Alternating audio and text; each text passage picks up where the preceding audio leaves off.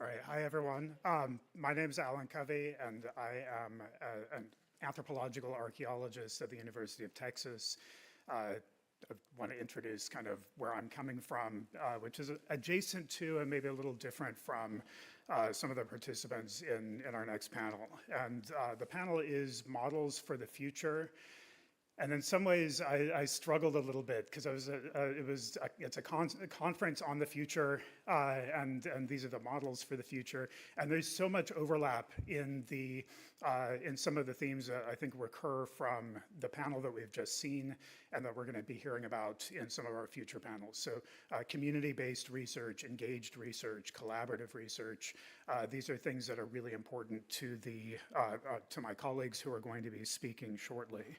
And what I wanted to lean into a little bit at the outset is some of that place of the researcher at this nexus between this world of academic expectations and the world of community expectations. We've seen heard some really powerful points about the difficulty of traversing across that, the challenges of engaging with communities that have a whole other set of concerns. If you come in and say, what would you like from us? Having communities saying, we need healthcare. We're worried about climatic issues.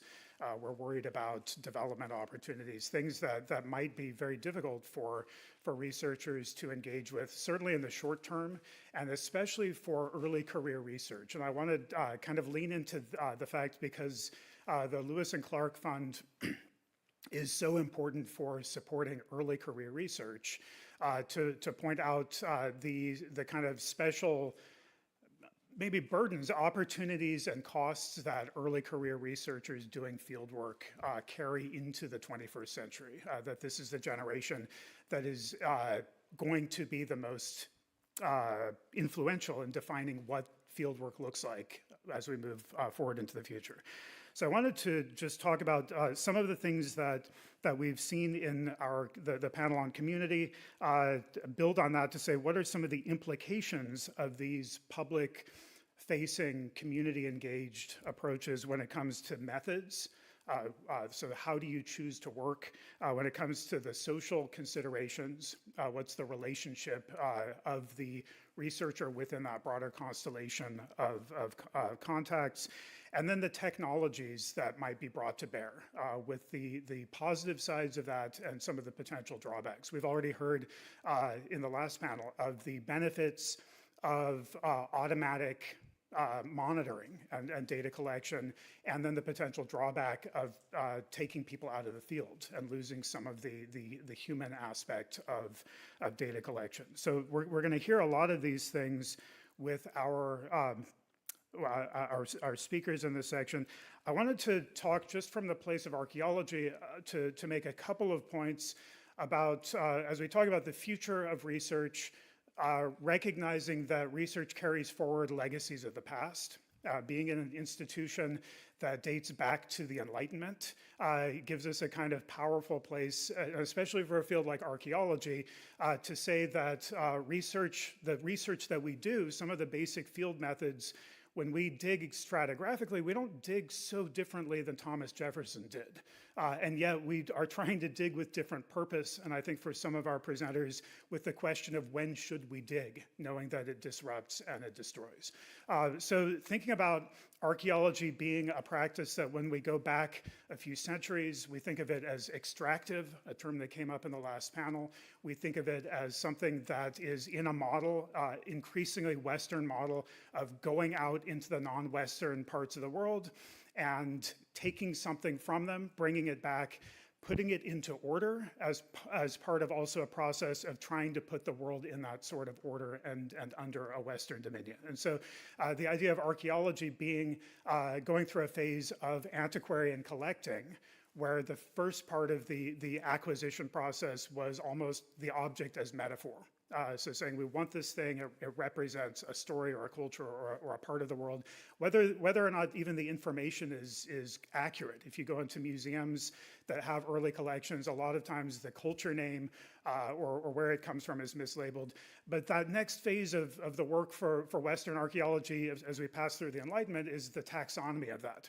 Taking the antiquarian collections and giving them names, giving them dates, putting them into a natural science order that then in the 19th century, we see helping to morph into the disciplinary lanes that both guide us in what we do, but as we've heard in our last panel, create some obstacles in how we might talk to people that are doing adjacent kinds of research.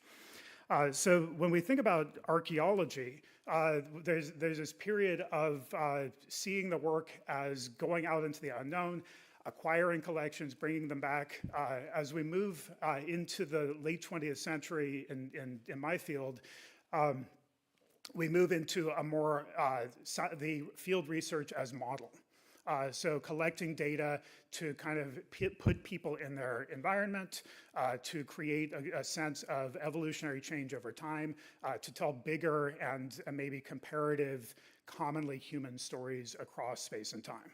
And so this was a different sort of task that anthropologists started to do, but it was one that they didn't really do with very much input from local people.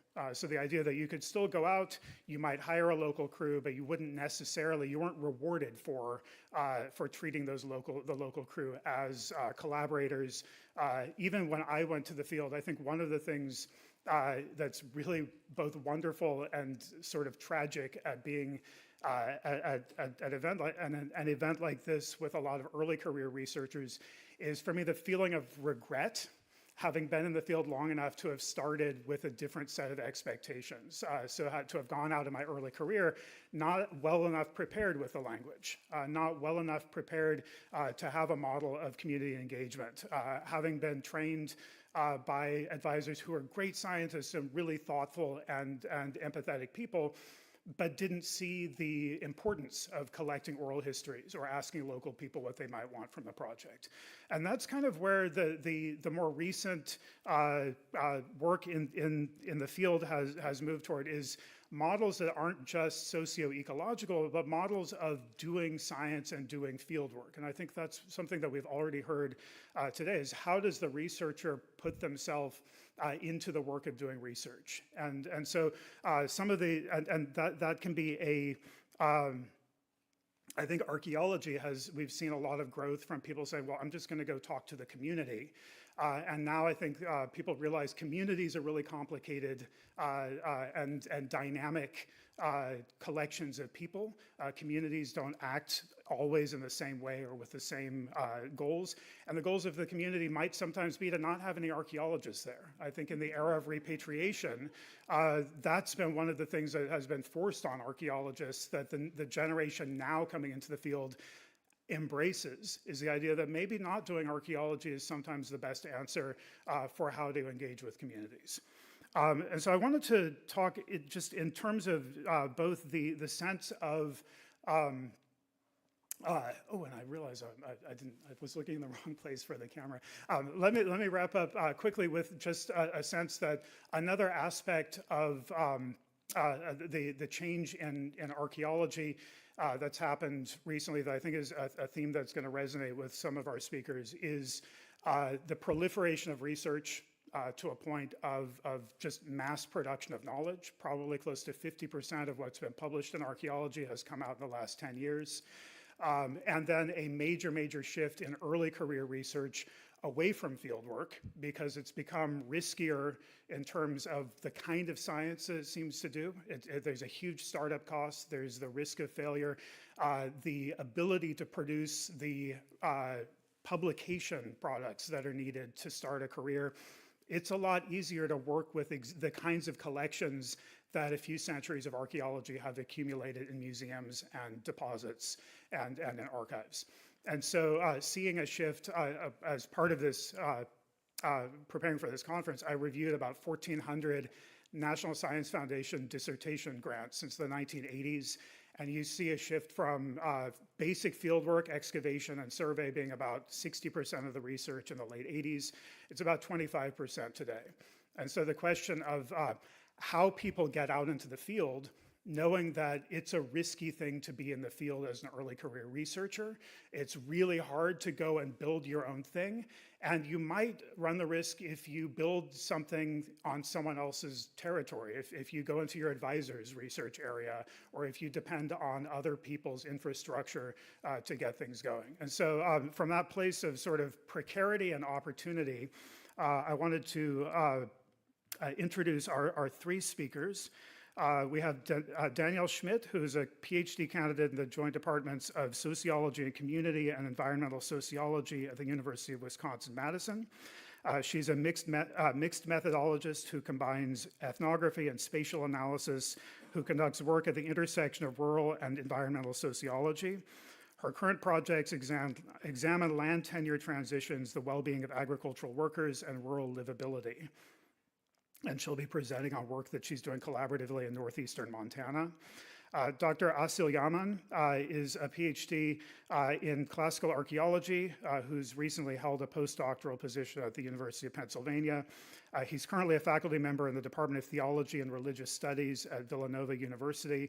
And he's going to be talking after 20 years of archaeological research in the Eastern Mediterranean, talking about his community engaged project at the site of Phoenix in Turkey, the Phoenix Archaeological Project, which is a multidisciplinary community engaged project studying the ancient city of Phoenix. And our third speaker is Dr. Jacqueline Fitzgerald, who received her PhD in plant biology and conservation at Northwestern University and the Chicago Botanic Garden. She's currently a visiting assistant professor of biology at Williams College.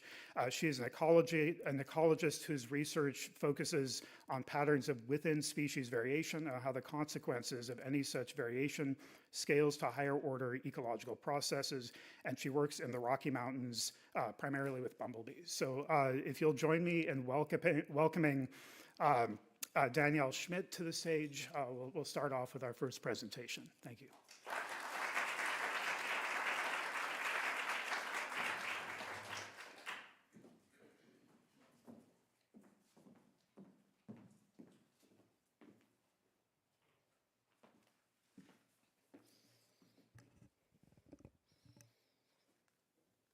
Thank you, Dr. Covey, for that warm introduction and for orienting us all to this very exciting panel we have today. In my time here on the panel, I would like to offer just a very brief overview of a paper I've tentatively entitled Leaving Cowboy Ethnography in the Dust and Advancing the Practice of Collaborative Ethnography. This paper is co-authored with Dr. Catherine Curtis, my advisor, who unfortunately couldn't be here today, but is tuned in remotely. Among ethnographers and other qualitative social scientists, there is a villain, sometimes referred to as the cowboy ethnographer. The cowboy ethnographer is a brave and coded male researcher who gallantly risks his safety by traversing foreign lands to extract knowledge from socially or spatially distant societies and returns to campus with a tale that supposedly advances our scientific understanding of these peoples and places. Ethnography emerged from its armchair roots to a field-based practice of participant observation in the late 19th century, and pretty much ever since then has been the object of critique for its centering of the researcher at the expense of study populations, for exploiting host communities and participants, and for an absence of critical reflexivity that renders it both analytically and ethically lacking. And I'll just be frank that these critiques, the ones motivating the rebuke of the cowboy ethnographer, are ones that Catherine and I wholeheartedly agree with. And yet, we find the terminology itself troubling. To call this poor methodological practice cowboy ethnography is to rely on a classist language that marginalizes an actual social group by fictionalizing, reinforcing a fictionalized narrative of what it is to be a cowboy, one that disparages rural Western people who work with cattle. In this paper, while simultaneously upholding the merits of the cowboy ethnographer critique, we argue the language of it is inappropriate and the characterization is inaccurate anyway. In our case study research with cattle producers in northeastern Montana, we find that it's actually collaboration that's what's essential for maintaining the real cowboy lifestyle. And we find that our research participants expect collaboration in the data collection process as well. Approaching the case with a cowboy ethnographer mentality is simply unacceptable, let alone effective in this cultural context. Thus began our own foray into collaborative ethnography.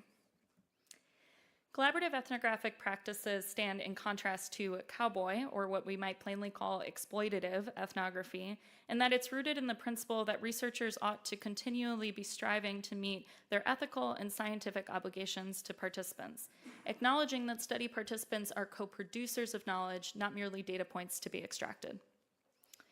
And while collaborative ethnography is certainly not a new idea, we came to write this paper because in our own experience of putting collaborative ethnographic tools into practice, we were met with some hang-ups around the practical logistics of doing this method. We also found limited guidance for a multifaceted collaborations that include not only the researcher and the study participant, but collaborations between two researchers. Thus, in a similar collaborative spirit, in this paper, we share 4 lessons we've learned so far from a collaborative ethnography of cowboys. In my remaining time, I'll give a brief teaser of each lesson before concluding with a final point about what we think collaborative ethnography can offer for any field-based research methodology. And with that, lesson 1, blonde cop, blonde cop. In this lesson, we discuss what we've learned from our experience of joint interviewing across an academic hierarchy of a professor and student, and across a localized hierarchy as an insider and outsider to the community. We offer some candid accounts of how especially our early interviews felt unbalanced in our standings with participants. A favorite example of mine comes from an early interview, one of the first that Catherine and I did together.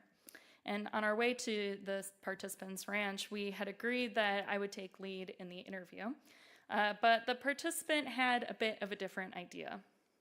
Over the course of our 3+ hour oral history, the participant addressed Catherine by name 21 times and not once mentioned me by my name. And as you can see by the handful of snippets I have on the screen, this was not entirely an uncommon experience.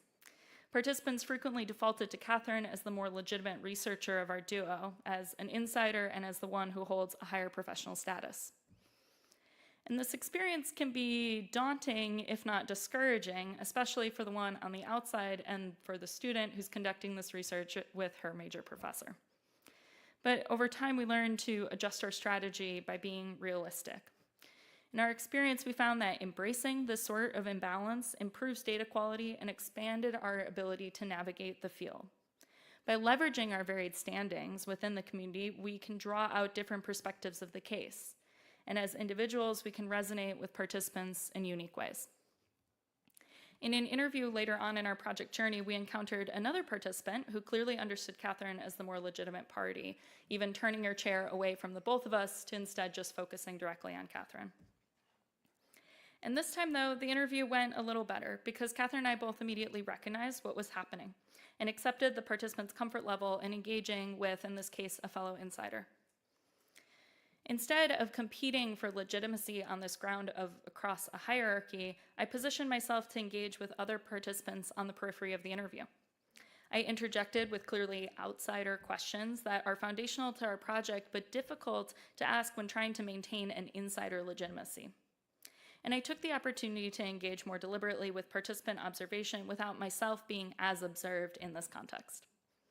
In this way, a good cop, bad cop, or blonde cop collaboration elevated our data collection experience. In lesson 2, come ride along with me, literally, we outline how our presence in the field increased participant willingness and shaped the interview process.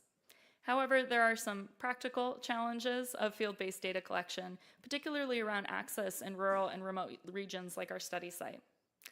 This method requires significant resources that, with the realities of academic positions and today's complicated funding landscapes, make time in the field less than what we would want it to be.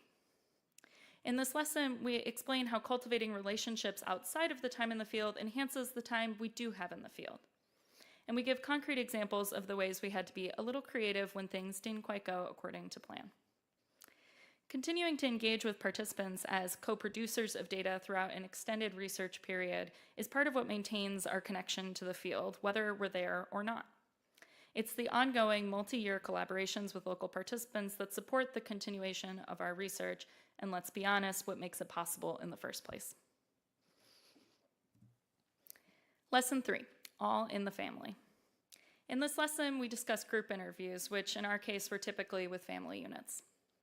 Interviewing in group settings accentuates multiple perspectives that may otherwise never come to light. For example, the excerpt I have on the screen comes from an interview we did with a married couple. And at one point during the interview, the wife asked if she could ask her own question. When did you switch from Herefords to Black Angus, and why? On the face of it, this isn't something that was particularly aligned with our own questioning, but in this exchange, we find an honest reflection on how market dynamics change the day-to-day operations of cattle producers, a topic, in fact, very central to our research. While this specific example here is relatively unremarkable, as you might imagine, one of the challenges with interviewing families is that things can sometimes get a little out of hand. Interviews may get off track, dominant voices can overpower some softer ones. And we find this highlights the need for collaborative methods all the more, especially between researchers who can tag team or disperse to accommodate larger groups. We also find to maintain these group exchanges as legitimate collaborations is all the more critical to attend to matters of consent, to ensure willingness to participate is earnest and not coerced by, for example, a well-meaning family member. Our final lesson is lesson 4. Professors, don't let your grad students grow up to be exploitative ethnographic cowboys. In this final lesson, we discuss how modeling collaboration through research practice is a pedagogical tool that can better science in the short and long term. However, it's important to be realistic in acknowledging that this model demands significant investment from both the advisor and the student. And this investment, of course, extends beyond the student-professor relationship. Ethnography itself is an inherently collaborative method. Across all 4 lessons, we highlight how making this collaboration explicit brings to the fore the obligations we have as researchers, what we owe to our study participants and communities, to our colleagues, and to science as a practice. These obligations are not unique to ethnographers or even field researchers, but the experience of collaborative ethnography, where the co-production of knowledge is baked into the method, has much to offer in elucidating a better way forward towards collaborative science more broadly. Collaboration reinforces community and collegial partnerships that advance science. In our project, we find evidence that collaborative science practices yield analytically richer data that uphold ethical standards, and of course that the two are mutually informative. Thus, while we may name this collaborative ethnography or collaborative science, we ought to move towards a future where the collaboration is not demarcated, it's simply just part of what the science is. Thank you.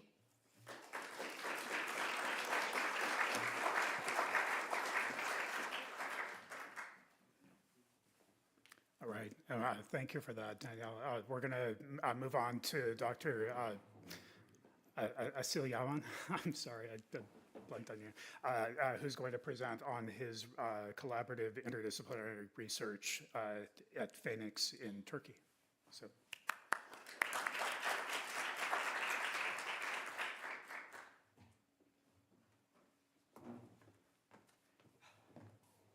Okay, thank you, Professor, for introduction, and I want to thank Linda and all organizers in APS. This is great to be here. I'm so happy. And today I'm going to talk about Phoenix, archaeological site, and what we do in Phoenix, what we try, actually. And I will start with the location. So Phoenix is located in southwestern Asia Minor, right across from the island of Rhodos. It's such an inspiring landscape, by the way. Even though it's geographically close to the Rhodian coast, it has always belonged to the mainland Carian region, ancient Caria, attached to the Anatolia. Today it's part of Muğla province in Turkey.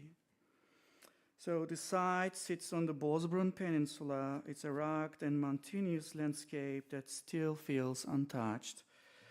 its main harbor, Serçe Bay, played a key role in ancient trade and communication across the Aegean. So what makes this beautiful peninsula remarkable is what we call a Chersonesian culture. It means peninsula in ancient Greek. So a peninsula-based communities, they shared their own economic, political, and religious traditions since the early Iron Age, let's say the 8th century BCE. And within this network, Phoenix stands out as one of the best preserved rural settlements in Mediterranean, possibly. And what is fascinating is it was never fully abandoned. Life continued here for centuries and still does today in the nearby village of Taşlıca. I will show you Taşlıca. So this continuity gives us a rare chance to study everyday life from antiquity to the present day. You can smell, you can touch the tradition. So this is our cultural geography. It's a dramatic cultural landscape, where steep mountains meet the sea, shaping how people built, farmed, and lived for thousands of years. Very briefly, Phoenix is important not only because of its ancient buildings, iconic buildings, but also because it shows a deep balance between people and nature. So this steep side and mountainous landscape organized with terraced and fields, and there are many water systems, rock cut cisterns, sacred areas, traditional pathways that together form one of the most complete and sustainable cultural landscape in the Aegean. Life here was built on self-sufficiency.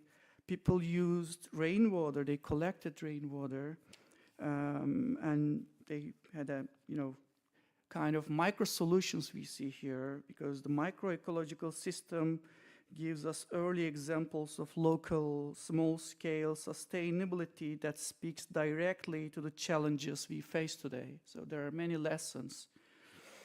And not just an archaeological site, is a living model of how ancient knowledge and community values can guide more sustainable futures. I'm going to show you, this is the importance part.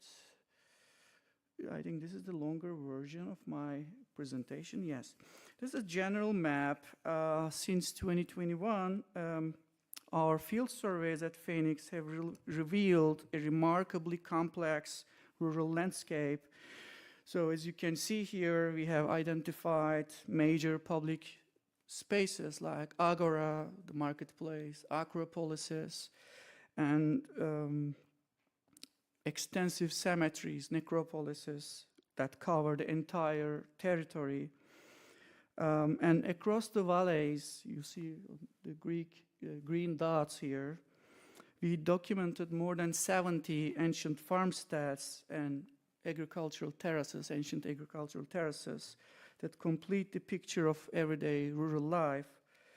What's especially exciting is the presence of at least 8 sacred spaces dedicated to Greek deities such as Zeus, Athena, Apollo, Aphrodite, Dionysus, a Cretan goddess, Ilithia specifically. She was the goddess of midwifery and childbirth. It is so interesting that shows the cultural connections with the Aegean islands, Greek islands, and also the existence of Kybele cult actually marks this also. So all of this you see here, that Phoenix was not an isolated settlement, but it's a multi-layered, multicultural landscape. And during the Iron Age, especially in the Hellenistic period, let's say 4th century BCE, it's specialized in agricultural goods like almonds, olives, and wine, so-called Rhodian wine, actually produced here. So briefly, there are many buildings, so it is a longer version of my presentation. This is the Acropolis. We have 2 Acropolis in total. This is one of the fertile plains in the region, covered with the almond trees and olive trees. This is Kaleda, another Acropolis. We have 2 Acropolises that see everywhere in the region. I'm skipping fastly. Yeah, this is one of our sacred space, Apollo Sanctuary. Kübele Open Air Peak Sanctuary. It's a 2,600-year-old one. It's directed to east. Yeah, some unique burial elements like step base, pyramidal tombs from Hellenistic period shows the cultural identity, the peninsula culture specifically we have. So this is a family cemetery from Hellenistic period. And the diagram you see, we have more than 70 farmsteads in total. I think this is one of the rare examples in Mediterranean. Yeah. So you see 2,600-year-old agricultural terraces, people still using them. And our hydroarchaeological research showed that the whole area covered with rock-cut cisterns and kind of water management. They collected rainwater during the winter time and use it in summertime. They still practice it. Actually, the locals in Taşlıca, they clean the rock-cut cisterns and water the animals today. Oh, sorry. It's very hard to summarize what we have, but in the medieval period, we discovered more than 15 churches, and there were a active community that continued this rural tradition. And of course, the Ottoman heritage, important because the Ottomans also continued this tradition in the region. We have 2 windmills still actually standing there. And this is the Taşlıca village, let's say modern Taşlıca village near the Phoenix. This is Auntie Fatma, she's selling almonds in the region still. Yes, it's very hard to summarize in Taşlıca, but people still live in a traditional life. There are wild horses, goats everywhere, just like a Sicilian territory. And they practice some ancient agricultural practices like 2-field system. They name it kapı. They actually separate the region into 2. They actually leave the animal in one side and make the agriculture other side, and they switch it to make the soil fertile. So this is area actually ecologically important too. We identified more than 27 new fig types in the region, undocumented one. So it's culturally important, but also ecologically super important. And this heritage, unfortunately, under danger right now. There are looting, illegal excavations happening, and we try not only to research, but preserve the landscape. So what we see here, the micro-solutions, I'm going to be fast. So some agricultural practices, land use, terracing, some 2-field systems, adaptation of architecture, reusing the buildings throughout the ages. Just skipping. They were saving the soil through terracing. They reused the buildings again and again. So now what we have seen, how ancient Phoenix sustained itself, I would like to share what we are doing today through the Phoenix Archaeological Project. So since 2021, our work has reflected the same self-sufficient, resilient, and sustainable nature that once defined the ancient site. But I want to remind you that our goal is not just to uncover the past, but to understand how people adapted, produced and lived in balance with their environment, and they carry that knowledge into the future. So PAP is eco-friendly, multidisciplinary project.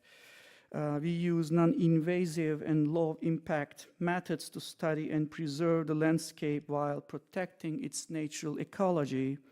So our research, you can visit our website, brings archaeology, architecture, geology, history, gastronomy, and other biological research also ongoing in the same time. So more than 30 people from 6 different countries working in this project. So I thank whole team. They are doing a great job, and all connected through community engagement. So we work closely with the people of Taşlıca. They are the local experts and volunteers to keep the cultural memory alive. So ultimately, PAP aims to build a new model for sustainable archaeology, one that protects the land, honors the local tradition, and passes on the 2,600-year-old story of Phoenix to future generations. Of course, we survey the land, pedestrian surveys, and many things, but I want to show you that there's a theoretical background of our work. So entanglement, we try to see the interdependencies between the human and material culture and human and nature, and all of them, they are entangled. So everything is connected here. So it's like a living laboratory for us. And we believe that how we do archaeology is just as important as what we study. And our field practices are guided by an ethical action plan focused on care, conservation, and sustainability, not only for today, but for future generations. So it's our, basically, responsibility. So you see some pictures from the field work.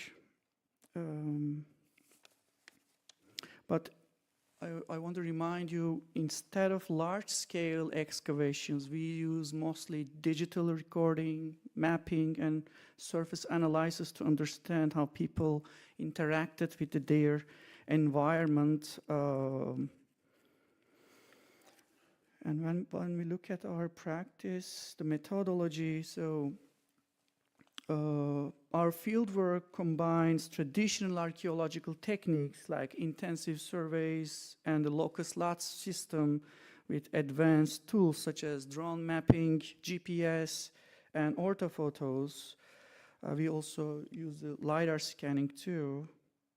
So I'm going to show you some pictures, and I thank our mapping engineer, Serhat. He's very dedicated to it, doing a great job.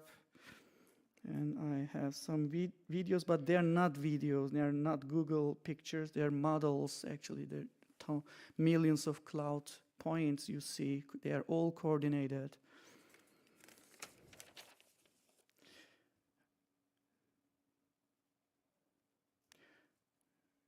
So we also created a digital database to collect everything, and every member of the project can join and add some details. And Phoenix Archaeological Research Center in the town, we actually transformed this space. It was a former elementary school. Now it's a research center, but it's not just research. It's a public space for everyone.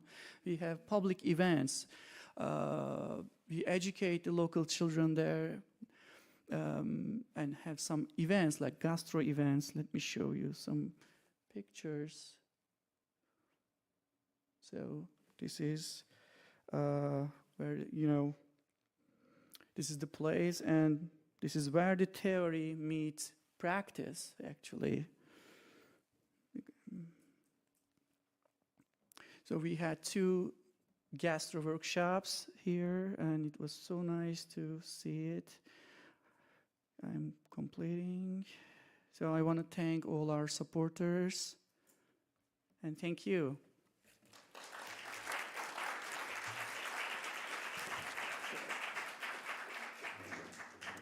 Right. right, thank you. And our third speaker is Dr. Jacqueline Fitzgerald, and she's going to talk to us about the value of field notes.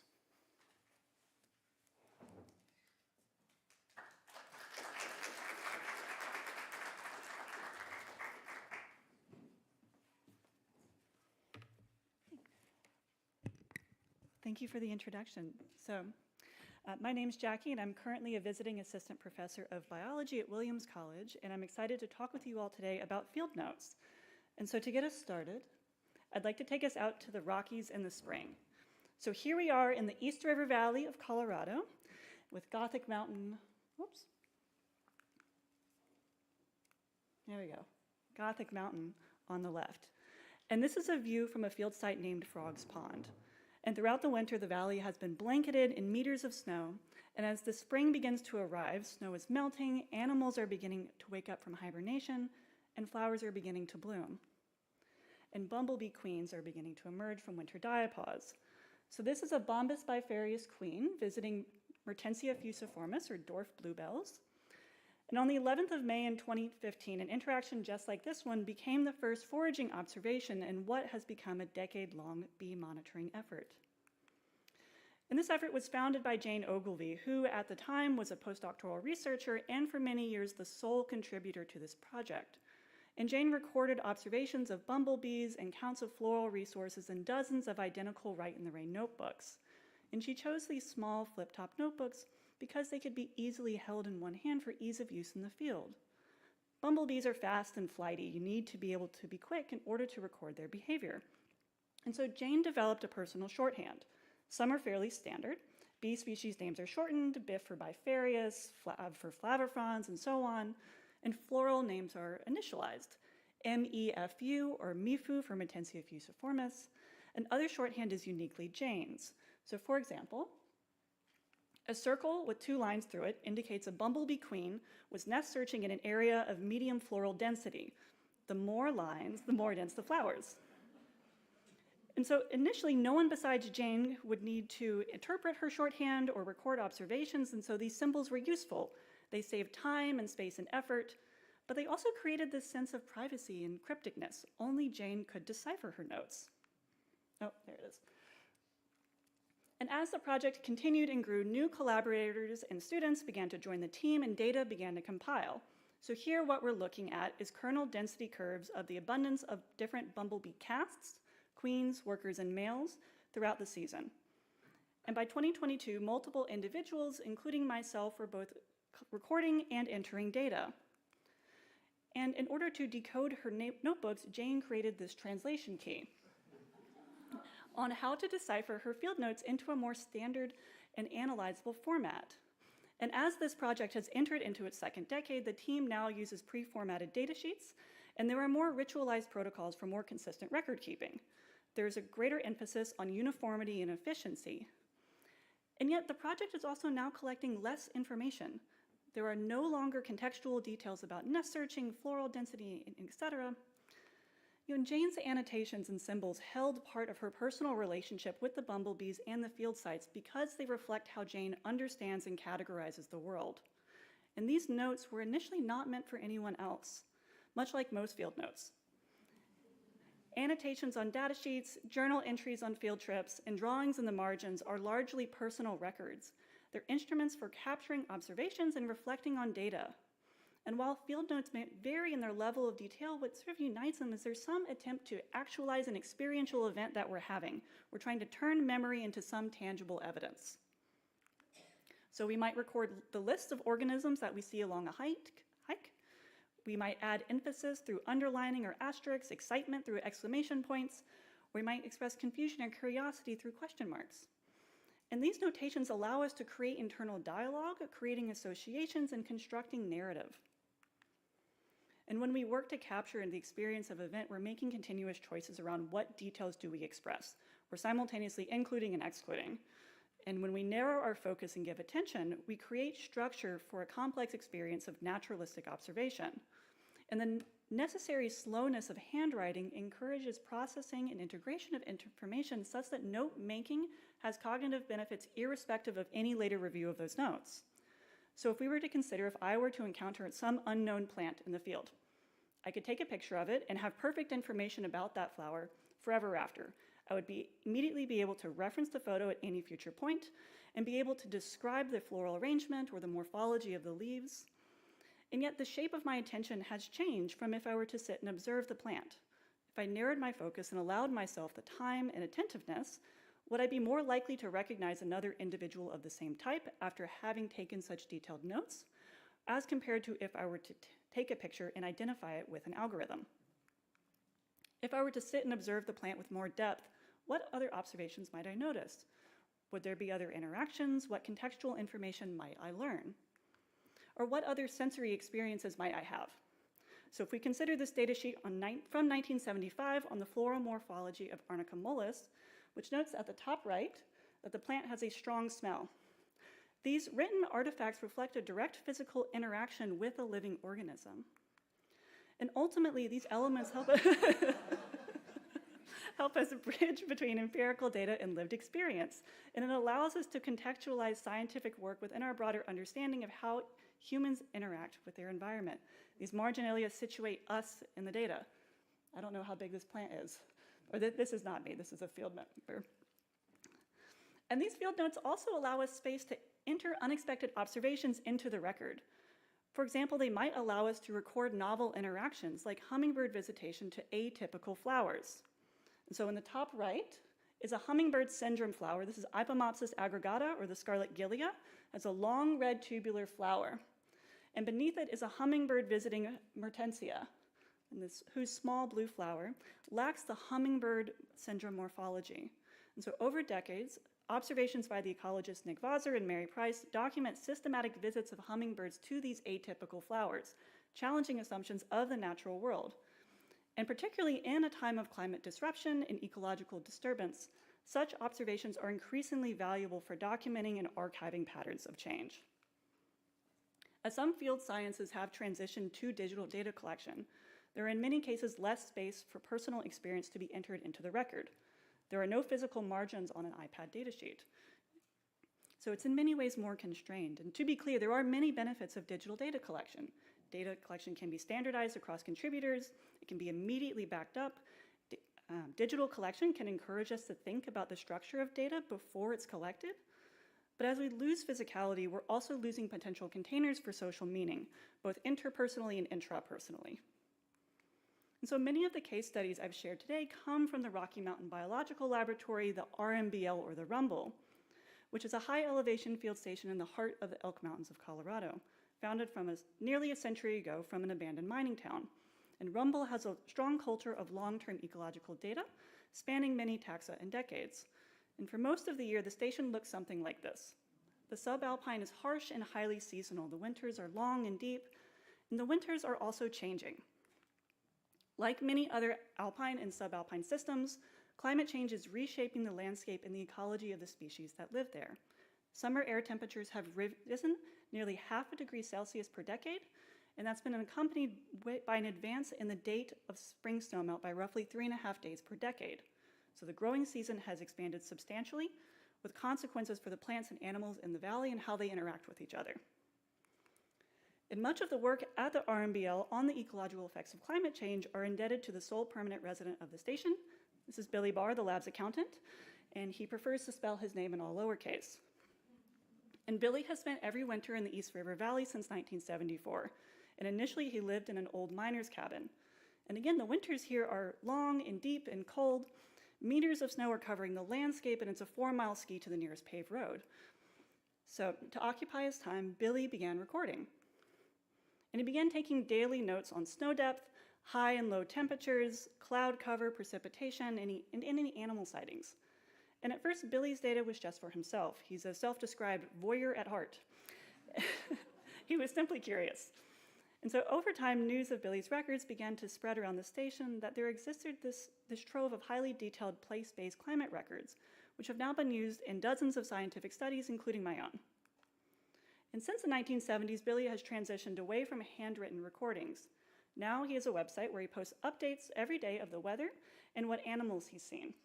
And for those of us who time our travel to Rumble based on snowmelt, Billy's website is invaluable. And the website also includes 2 24-hour live streams of the valley. But there's an abstraction here. What was once the personal and private record of a single individual is now accessible to anyone with a internet connection. Now we can all vicariously tune in to the valley. And as ecology has ushered in a big data revolution, we are now accumulating data at unprecedented speeds and scales. From in situ environmental sensors, remote sensing platforms, community science, continental scale monitoring efforts, amassing greater and greater volumes of data that allows, in some cases, for a more technically complete information about the system. But often these data lack an integration of narrative, and in some cases, a lack of a rooted understanding of natural history that may introduce narrative vulnerabilities. So we may trade a greater volume, velocity, and scale of data for a higher degree of connection and understanding. In historical records of past ecologies, like the field records of naturalists such as Alexander von Humboldt and his classic Tableau Physique, or the field notes of Henry David Thoreau, have been useful records to compare against species abundances and ranges, documenting changes in the spatial and temporal distribution of species. And future ecologies may similarly benefit from the narratives we record now. We might not be able to know in advance what would be useful to those in the future. And so handwritten in small red notebooks is Rumble scientist Scott Wissinger's life work on subalpine ponds and their invertebrate communities. And in 2019, Scott passed away unexpectedly, leaving behind 30 years of data to his former mentee, Jared Beleek, who is currently digitizing the notebooks to archive these records of ecological change in the ponds. And physical notes can have unanticipated scientific value beyond the explicit data they contain. For example, Jane's bumblebee data sheets may contain pollen records, environmental DNA, who knows what else. And so field notes contain more than what is published in the peer-reviewed record. They preserve the process of discovery and protect authenticity through their physicality. And in addition, the cultural and emotional dimensions of field notes function as memory archives, both for ourselves as note takers and for the collective note readers. And so as technological advances continue and accelerate, in the future, how might we reconcile our data with the lived experience of the field sciences? Okay, thank you so much.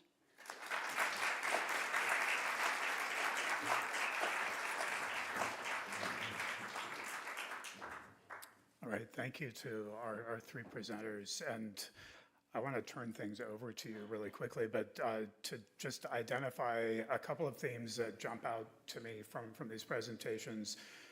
One is, the word I use is relationships, that building relationships in different senses force us to slow down research, but in positive ways, whether the relationship is with the things we're studying, sitting and getting a relationship with a plant, whether it's the communities that we're working with, whether it is the research communities or legacy data that help us to get a broader sense of the work that we're doing. Relationships enrich our research. I think that Danielle's work pointed out they don't speed up our research, but they make our data better. Our relationships make us better researchers. The other side of that is technology. And technology can speed up data collection. It can get us more things, but perhaps at the risk of these abstractions and the loss of that human touch. And some of the technology can make it hard maybe to translate some of the data that we're getting today with things that people have collected in the past.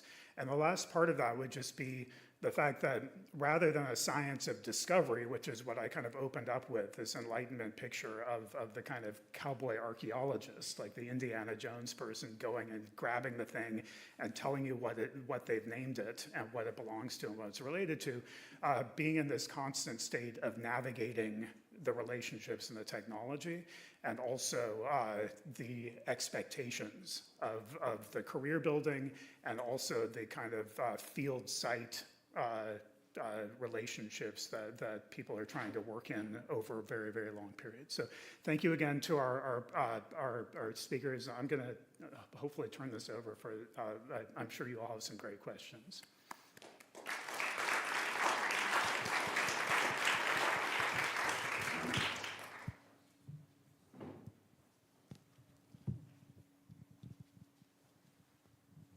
Can I call you Jackie? That's okay, good. I really enjoyed that paper because if you guys go over to that case over on the other side of the room and look at the notes in that case, there's Lewis and Clark's notebook. And that's a facsimile, I was told. So it's, you go look at that and you go, wow, that's really cool, because what they're doing is exactly what you said. They're writing down, oh man, bad day, really horrible, this blah, blah, blah. And the reason I bring this up is because in archaeology, I think Alan will know this as well, my generation was trained to become, more scientific in many ways with the digital data recovery, forms like you described as well. And an archaeologist by the name of Ian Hodder, some of you who may know who he is, objected to that back in the 80s and said, why aren't we taking field notes that actually record what the investigator feels like today? Because that actually might be useful in some sense to talk about why notes don't make sense or why something is not actually clicking. A lot of us laughed at that and said, really? Ha-ha. But in fact, a paper like yours really brings out the fact that those might in fact be useful things. So sorry for the comment, but I have this question then, is that what do you think ultimately that might be lost by that loss of, how would we recapture that? And what do you think is the greatest category of loss that comes out of not taking those really fun notes that, I was grumpy today? Thanks. Well, thank you for your question. So in writing this piece, one of the things I wanted to be sure to do was to not be prescriptive. I didn't want to write a piece that was like top 5 ways you can write effective field notes.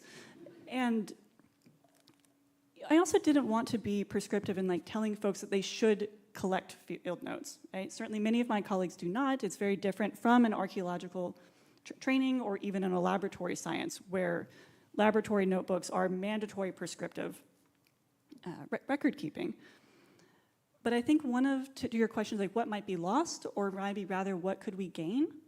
I think there's real value in allowing ourselves the time and the slowness to make observations and to challenge our own assumptions, and to also accept that we are people out there doing science. And your question about that, our field notes can help us contextualize the data going back. So for example, a lab mate of mine, in entering data, had a value for a plant size that seemed exceptionally large. And so perhaps there was some error in data entry in Excel.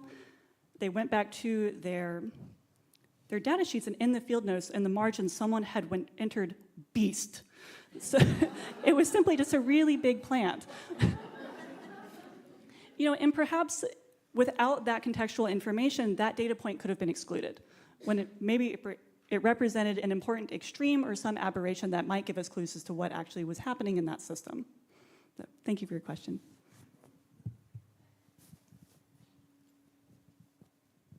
Hi, yeah, I really enjoyed these presentations, and I got like a further comment from at least 2 of you, which is that taking field notes is not like putting a picture into AI today and it generates a description. Writing is already reflexive. When you write stuff and you think about what you wrote yesterday and all that kind of stuff. So I think there's already a knowledge building process in writing which helps the researcher understand. So you mentioned that, but also in terms of archaeology, I mean, what are the differences maybe between drone archaeology and consistently walking a field site? I mean, being in the field site as opposed to having a top-down view and the photogrammetric mapping or whatever it is. Thank you. Yeah, we are actually combining all of them to see a whole picture, because just field surveys sometimes cannot help, but seeing everything and contextualize the material helping a lot, and most of our budgets going to this drone photography and mapping things. But there's of course theoretical background, so we try to remember every time and collect the data, all kinds of data. We collect everything, we record everything, try to contextualize and see the interdependencies. This is our aim, not just recording, not just preserving, but we try actually. It's an experimental research, I can say. We can mistake, we make many mistakes, of course, but we try. Thanks.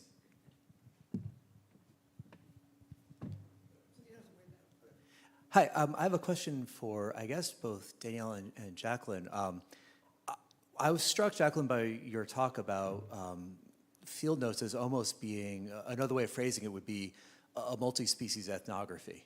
And so I was wondering, Danielle, if you might want to, if I put you on the spot, interpret that narrative through the lens of multi-species ethnography, and if the lessons that you've learned for your being a proper cowboy approach might have some salience for the way about we take field notes. I can say, I think this is on? Whatever, I'll talk loud. So we take field notes in many different ways when we're engaging in the field. This is just a little bit of contextual background. We offer our participants what we call a menu of options of how they wish to engage with us. So that can look like audio recording, that can look like video recording, that can look like they don't want any part of their name showing up on any project ever, and they don't want to be recorded, so we're taking hand notes. And that changes our experience of what I might reframe as a sensory ethnography of us being human in a space where we coexist with multiple species. And so I guess what first came to mind to me is the photos on the screen of us conducting that interview horseback. That was a 10-hour ride, and I had an audio recorder going the entire time in my pocket, and that was a beast to transcribe. So there is, I think, that technical component that as we introduce technology in the ways we interface with the field and with multiple species can produce challenges, right? Well, I'm horseback and pretty handy on a horse. Taking field notes, hand field notes, is a little bit difficult as I'm already videoing and have audio and I'm trying to ride. Yeah, I think the engagement with multiple species, though, and how we record and analyze our experience in the field with species who may not be telling us their story with words, but maybe telling us their story through our own sensory experience of being among them, I think is something that we are working towards and that we interpret with the two of us. In that Catherine and I are always recording our conversations while we're in the field, and those become our field notes, where we are, reflecting on that experience, where we are driving or walking or anything like that, and discussing what we are feeling and seeing and note-taking all around us. Okay, you've given us a very good introduction to field work in 3 separate areas and taking notes in a variety of different forms. You're all relatively young colleagues. Have you thought what's going to happen to these data in 50 years? Whose responsibility is it to preserve it? And how, say, somebody 50 years on, is your information going to be useful to them in the form you're currently recording it? And I'm actually saying this because for a long time I ran the Wenner-Gren Foundation for Anthropological Research. And we had a grant for archiving basically unpublished field work. And we're able to save the notes of over 150 colleagues from being thrown in the bin. And so have you given any thought to what's going to happen to this work down the line?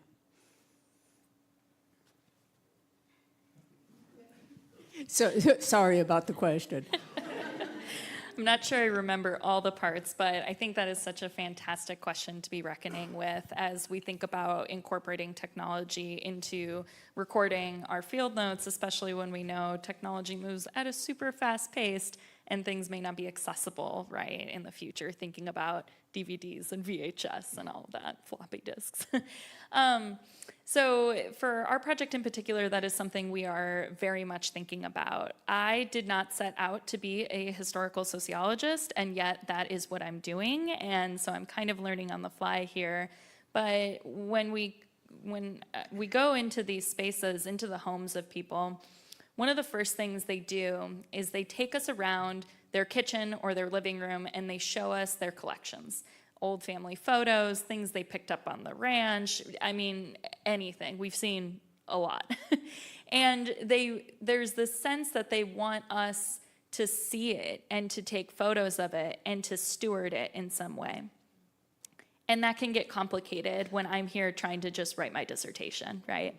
And I feel that that is part of what I'm getting at when I'm talking about collaborative ethnography and our obligations that we have to our communities. And when we are being put in these positions of having folks taking the time and the energy to teach us about their orientations to this place, well, then what are our obligations as stewards of that data? And for me, the answer is that I don't own the data that I collect. That's not mine. That belongs to the community. And so that looks like partnerships. So one of those partnerships I'm actively engaged in is with the local archives and with the local museums in the study site as well as another study site, and thinking about the ways that I can leverage my own academic standing to create a system that might house these data, right, for future researchers. I've benefited from archival recordings of oral histories that previous researchers have done. But then what I think is more important is how do we make that accessible? And so we're thinking through how to use technology, talk to me later about deep mapping, where we can engage with interactive processes that make these data available and accessible to the community members who own this data. Thanks for the question, but I will keep it short this time. We will open our digital database accessible to everyone. We will publish it. So it's everyone's responsibility. And we are building something in the town. The locals, especially the children in the region, they will be the guardians, let's say. But this accessibility is important. And also we leave 25% of the land for the future generations. We are not researching, not going to excavate there. So they will research and test our results. So this is our part, but it's hard to actually see the future from here. Thank you. Okay. I didn't know if you wanted to answer that. I didn't know if you wanted to answer that. I don't mean to cut you off. Thanks for your talk. Super interesting. I love hearing from different fields. One of the things I feel like is consistent between all three talks is this idea of time and how a lot of your work takes a lot of time and a lot of intention. And as someone in grad school who is limited by time and this pressure and mounting pressure for publish or perish kind of mentality that I think a lot of field workers, I'm sure in here, can have an internal struggle with. I already do. This idea of I want to spend time with my work and I want to spend time in the field, but I have to publish. So how do you, in your respective fields, balance this idea of taking time and doing work intentionally, but also needing to publish or having some output to show? Thanks.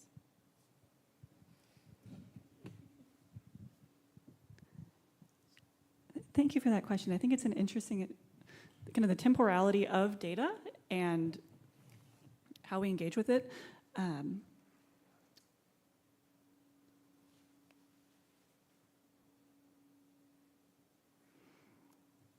I think one thing that we can do is make it very clear about what our values are and why we are making the choices that we do. And when we are able to clearly articulate that to ourselves, it's easier to communicate that to others, like within our departments, administrations, funding agencies, et cetera. I do think that having that sort of intentionality makes my work stronger. And I try to encourage that in my,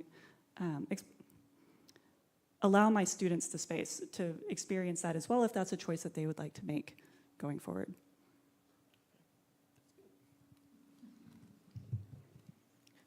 Over here. I spent about the last 20 years going through Joseph Grinnell's field notes and walking in his footsteps with my students and collaborators in California. And the thing about Grinnell's notes was he recognized as he was doing this work that he was cataloging, basically creating a baseline in California of what biodiversity was like. But when you did that work a century ago, you didn't have the blinders on that we have now. You went out and you studied bumblebees, and your blinders were on for other kinds of interactions and so forth. Grinnell was recording everything, and so his pictures that you showed of the mountains, he's thinking about the distribution of organisms along elevational regions in California. His notebooks were saved in the museum, catalog along a wall that extends about like this, not just his, but all of the students. And Scott, when he was a student, was made to keep a notebook as well. But the way that people took notes have really changed over time. And we have those blinders on very much into the project we're doing, even though we allow serendipity to influence what we see, how we record it, and things like that. We'll never quite be like Lewis and Clark in describing discovery as we move through. But we do have to recognize that even if we digitize this material, will it be preserved for the next century? That's what Grinnell asked us to do. He wanted this to be available to the students of the future. That's what he called us. And doing that means that you have to have a format that's going to be preserved into the future. In a funny way, pencil and paper can be. I don't know whether our digital data will make it through so many. Having recently retired, I can tell you how many kinds of disks I have my data on because I've been getting them all up, and the ASCII files do translate across. And the project that Leslie described, collecting those data from early primatologists, that will turn out to be priceless in the long run. But how we're going to conserve this for the student of the future, I think, is a big problem. Someone has to shepherd it through what will be different kinds of digital platforms. And I don't think our universities are going to do that for us.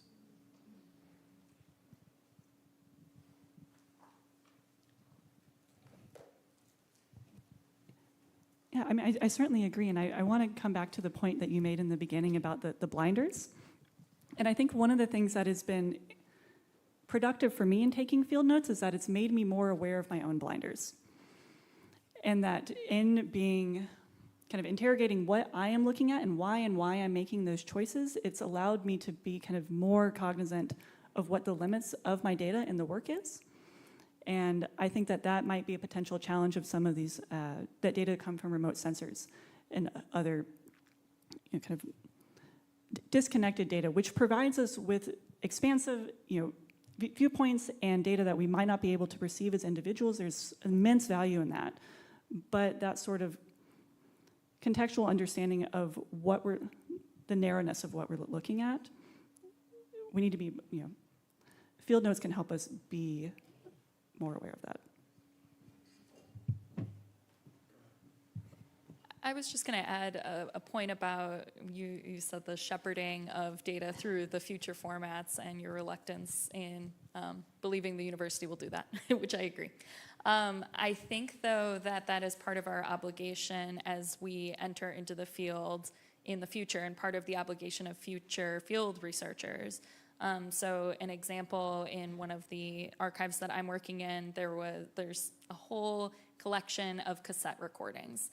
And as I'm going through these cassette recordings on, a 20-year-old cassette player, or more older than that, I'm redigitizing them into a modern format. That's not a perfect solution. That's not a perhaps efficient solution, but that is part of the obligation, I think, as you enter into the field of your commitment to preserving these data for the future. I want to, this is on, thinking about what you were saying. This is kind of a question, I guess, to the whole room, which is, we have all these different forms of data, and I can't begin, obviously, how we deal with digital data is one thing, but there's still all these field notebooks out there in the world. You showed pictures of some. I work at a museum where I was trained from the beginning 35 years ago that my field notes don't belong to me, they belong to the institution. After every expedition, they're bound and put in a library. Does anybody know of any libraries or organizations that are archiving field notes, the paper part? Just the most simple thing that we have, the notes on paper. Is there a library, is there an institution, is there an organization doing that? There are a number, but you have to find them. And if you're in anthropology, the National Anthropological Archives at the Smithsonian is fantastic. Full of unpublished field notes and, handwritten things. And the APS here has a very nice archive. I'm talking about for the future, like if there's a young person out there who has field notebooks, or somebody drops dead and you clean out their office. Yeah, well, but it depends on what your discipline is. And for anthropologists, we're very well set because of the National Anthropological Archives. And I would hope that there in other fields, there's similar things. Okay, I think that's our time. And as we thank our speakers, I think they've also, I know a lot of the questions are like, what are you doing to curate this and keep this up? There's also, I think, a question for those of us who are a little farther along or a lot farther along. What are we doing to make sure that the work, this sort of work, is valorized on the tenure track, that we're explaining to administrators that this is essential part of the work of science, that field work matters, and that the follow-up work of field work and the investments in community matter. So thank you so much to our three presenters for sharing.